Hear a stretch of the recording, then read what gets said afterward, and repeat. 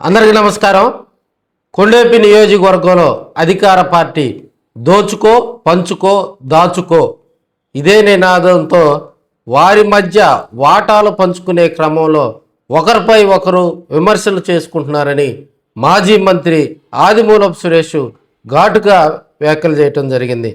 మలవరపాడు గ్రామంలో వైఎస్ఆర్ జయంతి వేడుకలో ఆయన ముఖ్య అతిథిగా పాల్గొని మంత్రులు వేలం కేంద్రాలకు వస్తారని, వచ్చిన రోజు అధికారులతో మాట్లాడతారని, చివరి ఆకు వరకు కొనుగోలు చేయాలని హుకుం జారీ చేస్తారని, మంత్రులు అట్ట వెళ్ళగానే కనీసం 30 బేళ్లు కూడా కొనే పరిస్థితి లేదని, మంత్రులు పర్యటనకు వచ్చిన రోజే 160 రూపాయలకు కేజీ కొనుగోలు చేస్తున్నారని, తెలుగుదేశం పార్టీ నాయకులు కార్యకర్తల బేళ్లు ఉన్న రోజు మాత్రమే అధికార పార్టీ నేతలు వచ్చి పొగాకు వేలం కేంద్రాలను చెక్ చేస్తున్నారని ఆయన విమర్శించారు.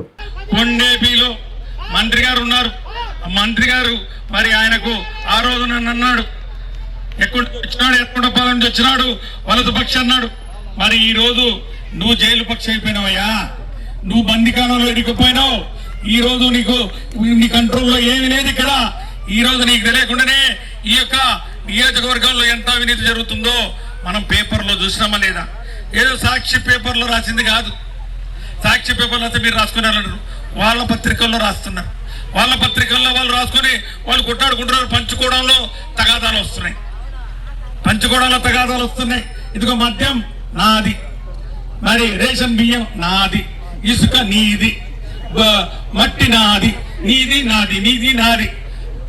పంచుకో దోచుకో పంచుకో, అంతకుమించి ఏమీ లేదు. 2 సంవత్సరాల కాలంలో ఈ కూటమి ప్రభుత్వం చేసిందనే విషయాన్ని కూడా ఈ సందర్భంగా మీ అందరికీ మనవి చేస్తా ఉన్నాం.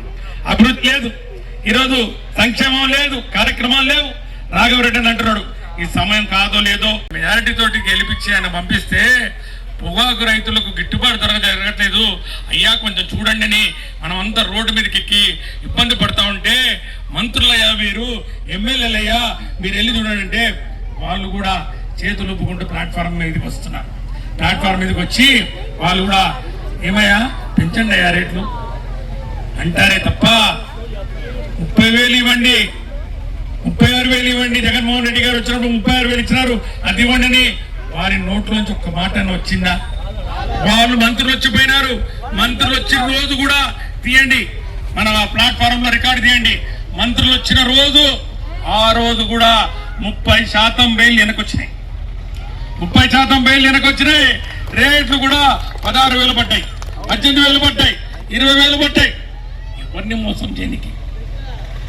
ముఖ్యమంత్రి గారు అంటా ఉన్నారు 20,000 తగ్గకుండా అని ఏదో సన్నాయి నొక్కులు నొక్కుతా ఉన్నారు. 20,000 ముఖ్యమంత్రి గారికి మనసు లేదు. పొగాకు రైతులు పడ్డ కష్టాలు, 6 కాలం కష్టపడి పండించినటువంటి పంటకు గిట్టుబాటు ధరిపించలేని దౌర్భాగ్యపు పరిస్థితుల్లో ఈరోజు కూటమి ప్రభుత్వం ఉందంటే సిగ్గు చేటని చెప్పి కూడా ఈ సందర్భంగా నేను మనం చేస్తా ఉన్నాను. ఎక్కడ 36,000, ఎక్కడ 20,000? ఇంకా ఇప్పటికి ఇంకా 20% పొగాకు మరి కొనుగోలు జరిగినాయి. ఇంకా 70% ఉంది. ఇంకా 6 నెలలు, 4 నెలలు, 5 నెలలు ఉంది. ఇంకా రాబోయే రోజుల్లో ఏమవుతుందో అర్థం కావట్లేదు. కుమ్మక్కైనారు, వాళ్ళు కుమ్మక్కైనారు. ఈ రోజు ఈ కూటమి ప్రభుత్వాన్ని మరి సాగనంపడానికి మనం ఎవ్వరం కష్టపడాల్సిన పనిలే, మనం ఎవ్వరం ఏం చేయాల్సిన పనిలే. ఈరోజు ప్రజలంతా గమనిస్తున్నారు. వాళ్ళ ఎమ్మెల్యేలు, వాళ్ళ మంత్రులు చేసే అరాచకాలే వాళ్ళని బంగాళాఖాతంలో కలపడానికి మనంతా సిద్ధమవుతా ఉన్నారనే పరిస్థితి కూడా ఈ సందర్భంగా నేను